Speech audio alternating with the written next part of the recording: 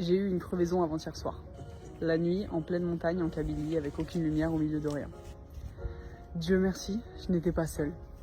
J'étais accompagnée d'Adèle, qui est un des motards du club d'Alger, à qui j'avais proposé de venir avec moi jusqu'à Béjaïa, seule, parce que là, ça aurait été très compliqué.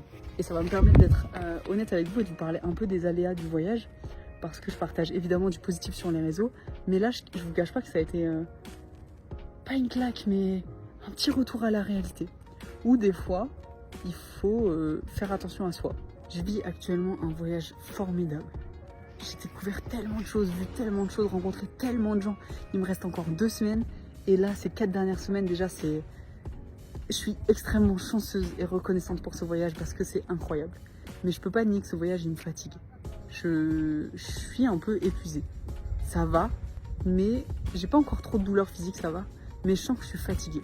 Entre la route tous les jours et le montage et l'envie de tout découvrir, je commence un peu à fatiguer. Et je l'ai vraiment ressenti quand j'ai eu la crevaison l'autre soir. Heureusement que j'étais accompagnée parce que je pense que seule j'aurais pleuré au bord de la route.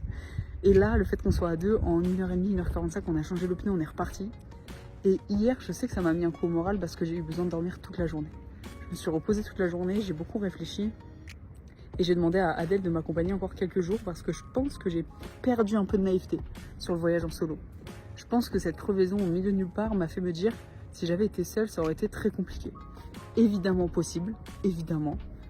Pas nécessairement dangereux, mais ça aurait été très compliqué. Parce que je pense que j'ai besoin de me rassurer là-dessus, parce que je me sens fatiguée, et parce que je pense que ça va me permettre de recharger un peu mes batteries, de pouvoir compter sur quelqu'un sur la route quand on roule ensemble. Je gère le GPS, je gère la route, je gère le trajet, je gère l'ensemble de l'organisation. Mais il y a une forme de soutien psychologique qui va me faire du bien. Donc voilà, que vous le sachiez. En attendant, je vous partage la vue. C'est Béjaïa, la ville de Béjaïa en Algérie. Je vais aller la visiter. Je remonte sur la moto. Bisous.